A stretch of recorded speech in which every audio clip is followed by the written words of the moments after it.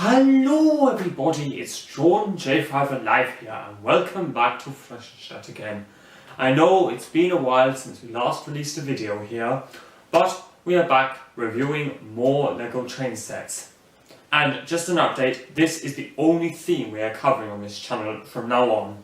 When I said originally we were going to look at all the sets we own, we're just looking at train sets and building train layouts with cities in between. So, today we are going to be reviewing the very first powered up train set that Fitzherbert and I have in our collection. The 2018 passenger train, set number 60197. And it's a very spectacular Euro-style looking passenger train, although there are some advantages and some disadvantages to mention in this case. But as usual, I'll go through all the details that there are.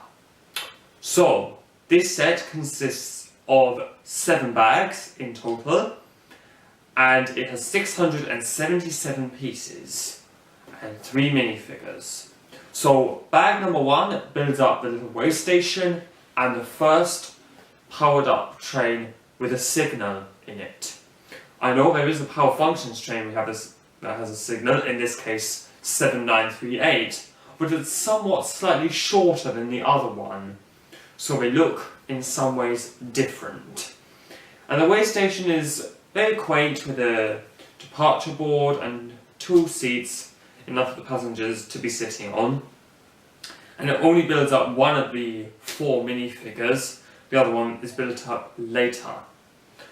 Then bags 2 and 3 build up the electric powered up locomotive, which I've just attached here. So it's got the motor underneath. Let me just attach that, as you can see there. So the only differences with powered up and power functions, one is that there is no receiver. Everything is done via Bluetooth on these generations, because powered up is the current generation of LEGO sets. And also, the battery compartment has 2 ports. In power functions, the receiver has 2 ports.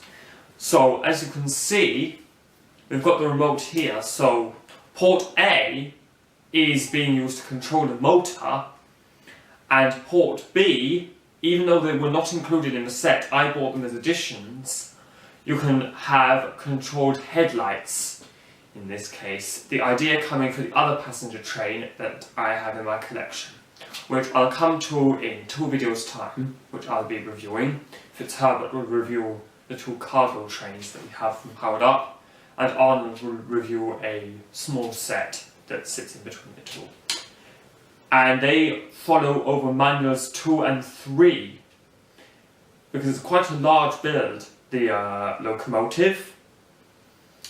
And the way to get the driver in, of course, is just by lifting up that.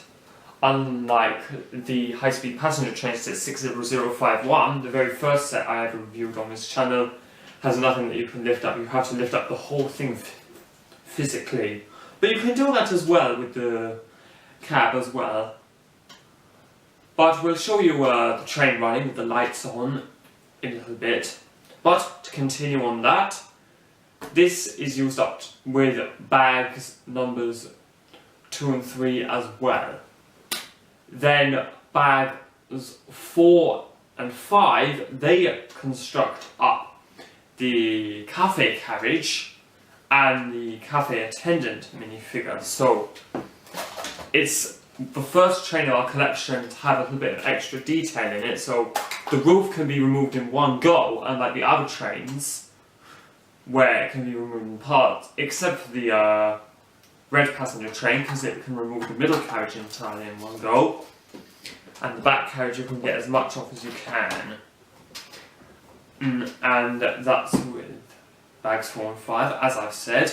Bags 6 and 7, they build up the seating carriage, which has plenty of space to fit a suitcase in, especially shown with the green-clad minifigure there. And the clever thing about that minifigure is that it's a double-faced minifigure. Similar to all the Harry Potter sets we own, we have double-faced minifigures too. So it's very interesting to see the fact that they can change expression. So the other expression, other than smile in this case, is the minifigure falling asleep.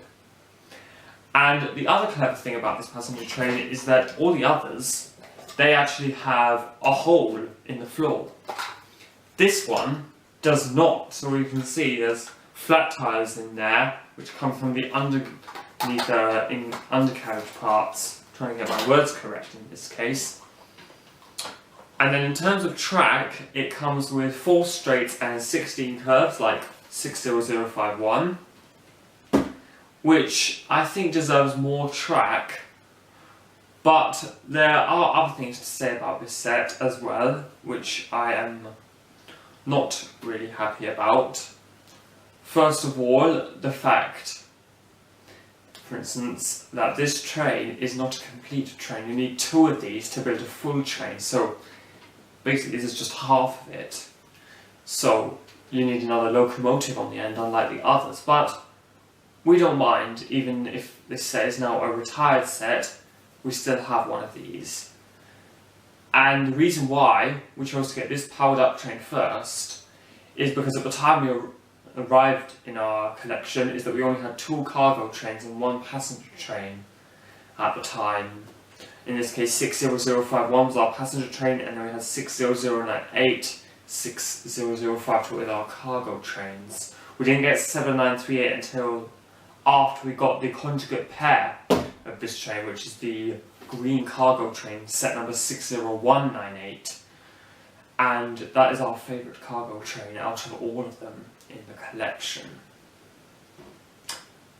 Yeah, I mean, I would give this set a 7 out of 10, mainly because of track, the fact it's half a train, and yeah, I think it's not easy on some cases to say how you would arrange it as well, because you don't know which way you're going to arrange this set though, but it is useful, and I think for adding headlights to this set makes it more alive, so I think I will have to rank it up to an 8 in fact. If it was with headlights it would be 8, if it was without it would be 7. So I'm saying 7 when I got it for the first time really. Nonetheless, I will be running this train around its design loop of track as usual with the other trains that I've done before, and I will see you very shortly.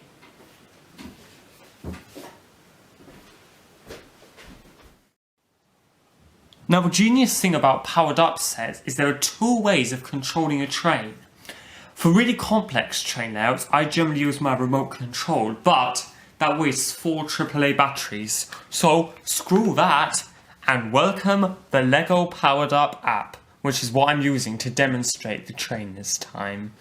So of course it has the standard speed controls, but also some very nice sound effects too. And I don't know if it's going to turn on the headlights when I'm moving it, because I didn't have the headlights when it came. The moment of truth, it does! Wow. So there are 10 speed controls and 10 levels of brightness because the remote is connected for both motor and lights at the same time. When I first demonstrated this set on the Powered Up app myself, like 6 years ago or something, I used 5 out of 6 sounds it came with. The other one is not possible, but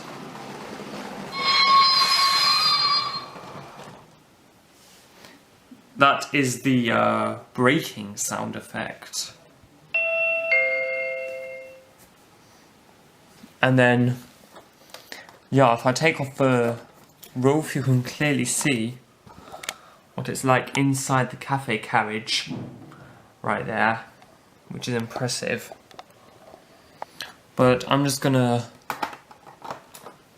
shove the train a little bit forward so we can put a passenger in it, and I'm going to choose the green one because there you can see where to put the suitcase this passenger came with. There's a little slit in there, which you can just about see a bit of green through the window. And the windows were built in the same style as the 2014 passenger train, in fact. In this case 60051, with just 1x2 clear plates, which is interesting. But it's a very important build, so yeah, let's get this train going again.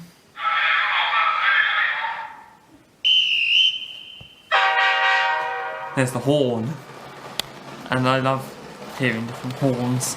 The main horn I do hear these days is just my standard class 171 DMU, but that means I have to travel to see one, because they never run up to where I live now anymore with my friends.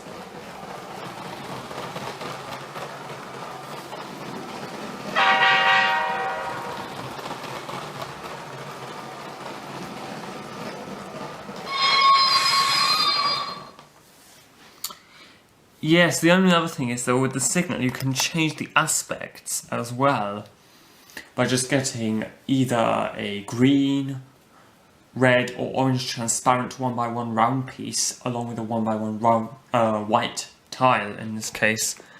And with that you can have different aspects like green yellow, yellow green, green red, red yellow, whatever you can throw at it. And I just tend to use the aspects that the set arranges them in, because in Germany, where I come from, a standard 2-aspect signal like this has red on the top, green on the bottom. But when I come to build my dream Fürstenstadt layout, I'll be using German aspects, because it's going to be based on a German city. Or should I say, a German-Austrian city, because Arnold and Friedrich are from Austria. Unlike Fitzherbert and me, we're both from Germany. Just gonna let the passenger come out. And then place her down there, as I always would. And then just send the train running again.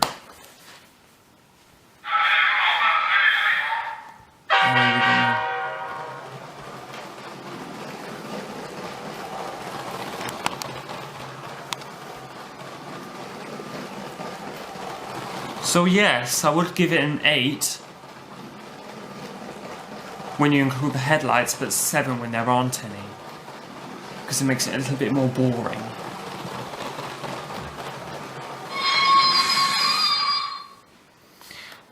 Anyway, that's all I've got for in this video. So next up, Fitzherbert is going to review the conjugate pair 60198, and we'll see you again next time in Fürstenstadt.